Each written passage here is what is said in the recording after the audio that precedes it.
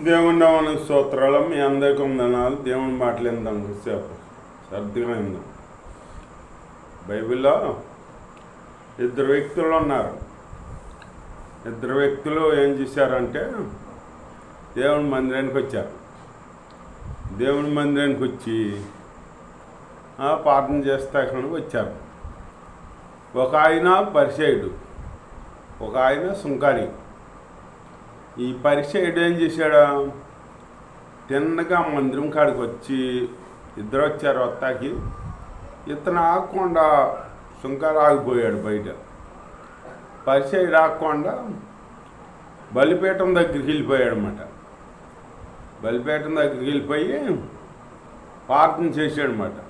ఏమని, ప్రభువా, నేను వారానికి 2 సార్లు ఉపవాసం ఉంటున్నాను, దశమ భాగం ఇస్తున్నాను, ఉద్యానాల్లో కొద్దినాలో అన్నిటిలో నేను దశమ భాగం ఇస్తున్నాను, నేను నీతిమంతుడిగా ఉన్నాను, మీ సన్నిధిలో నిత్యం మానకుండా వస్తాను, నేను అన్ని చేస్తున్నాను, పరిశీలనలో పాల్గొంటున్నాను, దశమ భాగం ఇస్తున్నాను, అన్ని ఇస్తున్నాను, నేను మీలో నేను యథార్థంగా జీవిస్తాను, నేను ఆళ్ళలాగా లేనందుకు మీ స్తోత్రం, ఎల్లాగా లేనందుకు మీ స్తోత్రం, ఇదిగో పక్కన నుంచున్న సుంకర్లాగా లేనందుకు మీ స్తోత్రం అన్నాడు.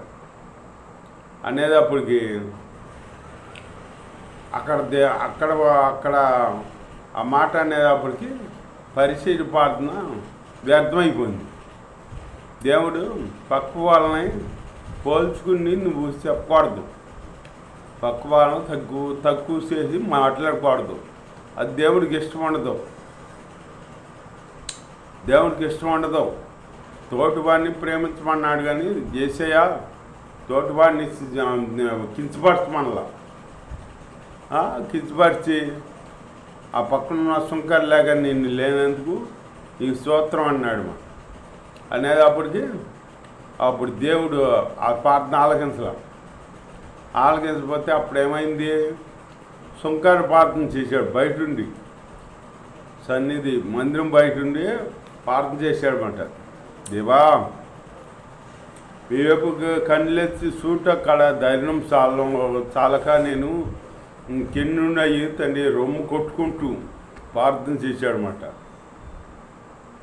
ధైర్యం చాలతలేదు, మేము చూస్తాకే అని ప్రార్థన చేస్తే, నన్ను దయచేసి జ్ఞాపకం చేసుకో ప్రభువా, పాపని నన్ను జ్ఞాపకం చేసుకో, నేను ఏమి ఇచ్చుకోలేనోని, ఏమి ఇవ్వలేనోని అని ప్రార్థన చేశాడనమాట. అప్పుడు ఆ ప్రార్థన కంటే ఈ ప్రార్థన ఆలోచించాడు దేవుడు. నువ్వు అన్నీ ఇస్తా అనుకుంటావు కానీ అన్నీ ఇచ్చినవాడికి ధీమా, నేను అన్నీ ఇస్తాను కదా, నన్ను ఎందుకు దీవించడా దేవుడు అనుకుంటావు. నువ్వు అన్నీ ఇస్తే దేవుడు నిన్ను దీవిస్తాకి అన్నీ ఇమ్మనలా. దేవుడు నీ హృదయం నాకు ఇమ్మన్నాడు. నీ హృదయం నాకు ఇయ్యి. ఆ హృదయం ఎంతో వ్యాధితో నిన్నుంది, కలమస్తంతో ఉంది. ఆ హృదయాన్ని నేను బాగు చేస్తాను, నీ హృదయం నాకు ఇమ్మన్నాడు దేవుడు. అంతేగాని ఉదయం అన్నాడు కానీ నీ దశభాగాలు నీ ఉపవాసాలు ఉండటం అయ్యి అనలా దేవుడు. ఉపవాసం ఉండాలి. ఎట్లా ఉండాలి, నువ్వు ఉపవాసం ఉన్నట్టు ఇతరులకు తెలిసేటట్టు ఉండకూడదు. నువ్వు ఉపవాసం ఉన్నావని నీకు దేవుడికి తెలియాలి, అంతే. ఎవరికి రెండో వాడికి తెలియకూడదు. అలాంటి ఉపవాసం ఉండాలి. అలా ఉపవాసం ఉంటే దేవుడు ఆ ఉపవాసం ఆలకించి కార్యం చేస్తాడు అన్నమాట. అందుకే దేవుడు చెబుతున్నాడు, మీరు ఉపవాసం ఉన్నప్పుడు మీరు తన్నుకుంటారు, గుద్దులాడతారు, వ్యాపారాలు చేస్తారు, మీ పనివారితో కఠినమైన పనులు చేపిస్తారు. అందుకే మీ ఉపవాస ప్రార్థన నేను ఆలకించడం అని చెబుతున్నాడు దేవుడు. మనం ఉపవాసం ఉన్నప్పుడు ఎంతో జాగ్రత్తగా ఉండాలి. వ్యాపారాలు చేయకూడదు, గుద్దులాడకూడదు, ఎవరిలో ఒక మాట అనకూడదు, అట్లా ఉండాలన్నమాట. దేవుడి స్తోత్రం. అలా ఉంటే దేవునికి ఇష్టమైన ప్రార్థన చేయాలి మనం. అలా ఉండి దేవుడికి ప్రార్థన చేసామనుకో, అది దేవుడికి ఇష్టమైన ప్రార్థన. అంతేగాని నువ్వు ఇచ్చి డబ్బులు ఇస్తున్నాను, నేను దశమ భాగం ఇస్తున్నాను, నేను కానుకలు ఇస్తున్నాను, నేను వాళ్ళలాగా లేనందుకు మీ స్తోత్రం, ఏళ్ళలాగా లేనందుకు మీ స్తోత్రం అని హెచ్చించుకున్నాడు. తనకి తాను హెచ్చించుకున్నాడు అన్నమాట పరిసయుడు. హెచ్చించుకున్నవాడు తగ్గించబడతాడని ఉంది బైబిల్లో. హెచ్చించుకున్నాడు పరిసయుడు. ఇక్కడ సుంకారు ప్రార్థన చేశాడు. దేవా, మీ వైపు కన్నులెత్తి చూటు, అక్కడ అర్హత లేదు, ధైర్యం చాలతలేదు నాకు అని రొమ్ము కొట్టుకుంటూ ప్రార్థన చేశాడు అనమాట. ఆ ప్రార్థన కట్టి ఈ ప్రార్థన ఆలకించాడు దేవుడు. అలాగే నీలో తగ్గింపు జీవితం ఉందా లేదా అది చూస్తాడు దేవుడు. అంతేగాని నువ్వు ఇచ్చే కానుకలు, నువ్వు ఇచ్చే అయ్యి, నువ్వు ఇచ్చే దశభాగాలు అవి చూడడం.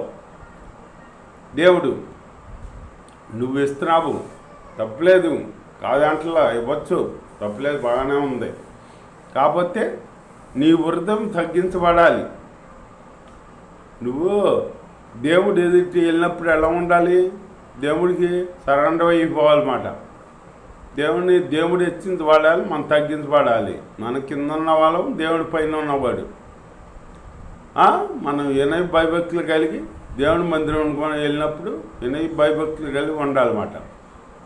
అలాంటి మనసు కలిగి ఉండాలి. అంతేగాని నేను అన్ని ఇత్తనాలే, ఇత్తనాలే అని గర్వం ఉంటే గర్వం ఎందుకు పని చేద్దా?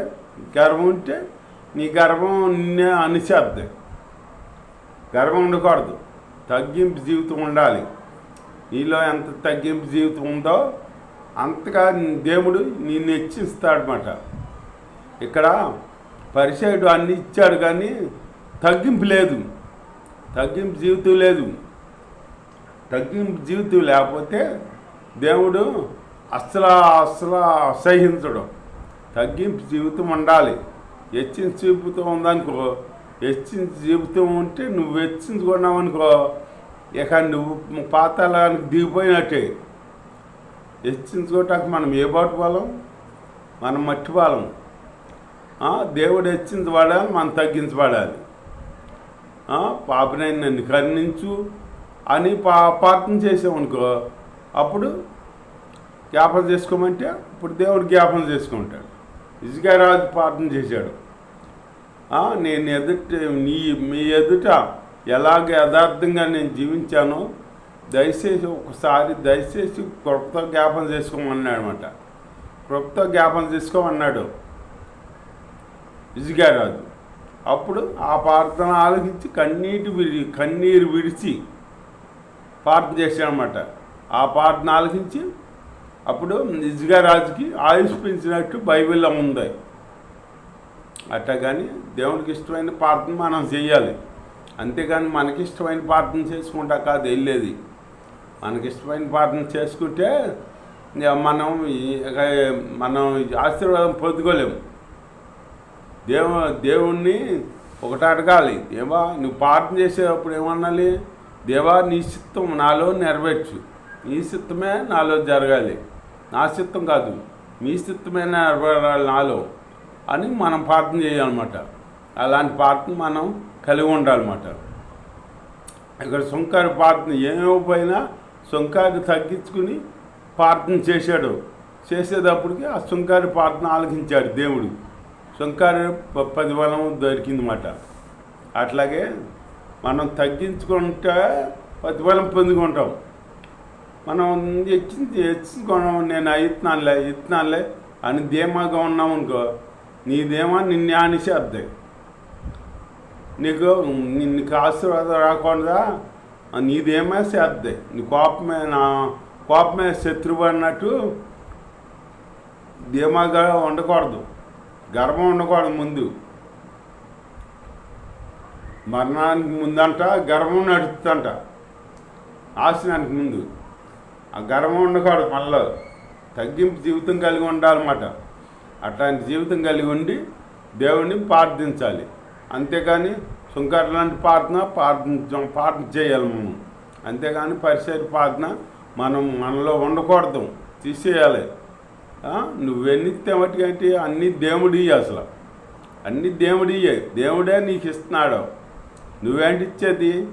ఏదో సేవకులకే అది 10వ వంతు ఇవ్వాలని బైబిల్ తెలియవస్తుంది కాబట్టి సేవకులకు ఇవ్వాలి, ఇస్తున్నావు. అది ఎందుకు ఇస్తున్నావు? నువ్వు సంపాదించే ఎత్తలా, అది దేవుడు నీకు ఇస్తాడు. దేవుడు నీకు ఇస్తుంటే అందుట్లో నుంచి కొద్దిగా తీసి ఇస్తున్నావు నువ్వు. అంతేగాని నువ్వు నీ సంపాదన కాదు అది. దేవుడు నీ రెక్కలో శక్తితో పోతే నువ్వు ఎక్కడి నుంచి కష్టపడి తెచ్చిస్తావు నువ్వు. అలా తెలుసుకోవాలి, తెలుసుకుని మనం జీవించాలన్నమాట. అట్లాంటి జీవించుకుంటూ తగ్గింపు ప్రార్థన కలిగి మనం ఉంటూ యేసయ్యను బతిమాలుకోవాలి, బతిమాలుకొని ప్రార్థన చేయాలన్నమాట. అట్లాంటి ప్రార్థన జీవితం మనం కలిగి దేవుడిలో తగ్గింపు జీవితం కలిగి ప్రార్థన చేస్తూ దేవుడిలో ఆశీర్వాదం పొందుకుందాం. దేవుడి మాటలు దీవించగాక. Amen, amen. ఎస్ఐ మీలో ఎలా ఉండాలో తెలియపరిచి మా దేవాన్ని స్తోత్రము. నాయన తండ్రి హెచ్చింపు ఉండకూడదని తగ్గించి ప్రార్థన ఉండాలని అని మీకు తెలియపరిచి మా దేవ తగ్గింపు జీవితం కలిగి మేము ఉంటాం. సహాయం చేసి తోటి వాడిని ప్రేమించి మనస్తత్వం కలిగి నాయన మేము ముందుకు సాగి మీలో ముందుకు సాగి కృప దయచేసి మీ బిడ్డగా నిత్యం నిరంతరం మేము నామాన్ని ఘనపరుచుకుంటూ మహింపరుచుకుంటూ మీలో ముందుకు సాగి ఆత్మీయంగా ముందుకు సాగి కృప నాకు దయచేసి నేస్తున్నాంలో ప్రార్థన దయచేసి కాపాడుతామయ్యా. చాలా స్తోత్రాలు తెలుసు పరమ తండ్రి. ఆమె తండ్రి అనే దేవుడి ప్రేమ కుమారుని నిష్కిత్ కృపా పరిశుద్ధాత్మ అనుసరి నాకు లోకంలో సకల పరిస్థితి తోడై నడిపించింది గాక. ఆమె.